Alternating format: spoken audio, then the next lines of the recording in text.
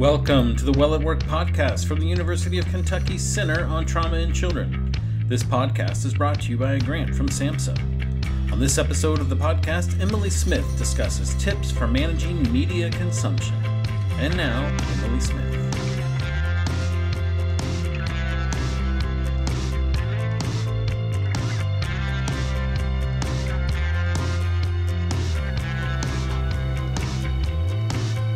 Hi, my name is Emily Smith with the University of Kentucky Center on Trauma in Children, and I'm here to share some techniques for managing media during these chaotic times.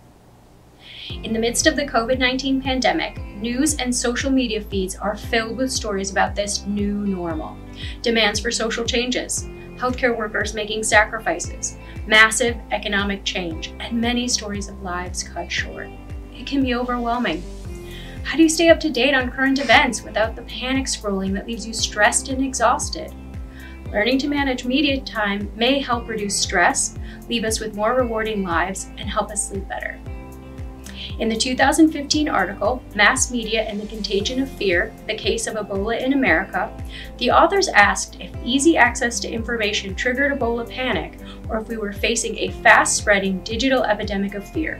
When the authors examined Ebola-related internet searches in the US during a 6-week period in 2014, when Ebola was a part of the daily news coverage, the findings were interesting. Each epidemic-related news story brought tens of thousands of tweets and internet searches. As Joan Donovan remarked in an October 2020 article in the American Journal of Public Health, search and social media companies are not designed to deliver authoritative, relevant, and local information. Further, the goal of these for-profit companies is building revenue through advertising, so information can be lost amidst the clickbait. Compound that with the algorithmic news feeds of social media, where posts that are popular, rather than relevant, are displayed more prevalently to encourage engagement. Not only does this suck us in, it also plays on pre-existing bias. Seeing other users comment or promote a trending issue, especially users that we admire or agree with, can lead to what the Brookings Institute calls a confirmation bias machine. A 2018 paper, No More FOMO, Limiting Social Media Decreases Loneliness and Depression, noted the irony that as social media use in excess of 10 minutes per day may increase loneliness and depression. Study participants reported feeling happier, less anxious, and more focused when they limited their amount of time spent on social media. So how do we stay informed of current events and local public health recommendations without falling prey to clickbait? And how do we prevent the news cycle from triggering our own trauma as we process daily stress from work in healthcare or as behavioral health professionals? Tip 1. Limit your news consumption. There are many connections to the news that are personal, which may heighten stress. Studies show that repeated media exposure during a crisis can increase anxiety, and repeated exposure of triggering videos may cause secondary traumatic stress. If you feel overwhelmed by the day's events, consider taking a break from your news routine. If you're able to keep up with the day's events, choose news sources that cover issues with a variety of perspectives or get your news from a broad range of sources. And if something seems factually incorrect, use a search engine to fact check. Tip 2. Take a break from social media. Set aside time to look at pictures of your friends' cute kids or pets and then put your phone away. Turn off the notifications for your accounts. You may also want to mute words or phrases that are triggering so that you see fewer of those stories in your feed.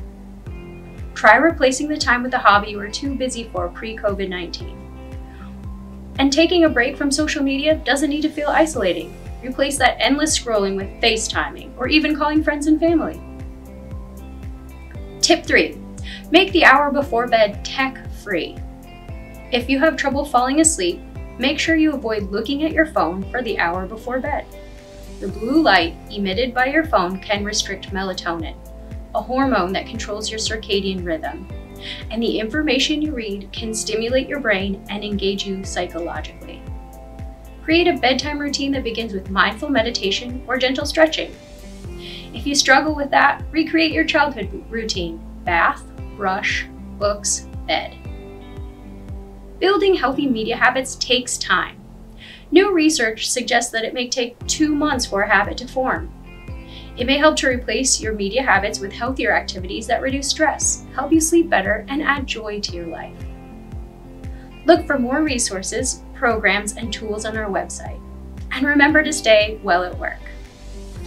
Thank you for listening to this episode of the podcast. Follow the link in the video description for more resources on our Well at Work website. And of course, stay tuned for more episodes on topics that will keep you well at work.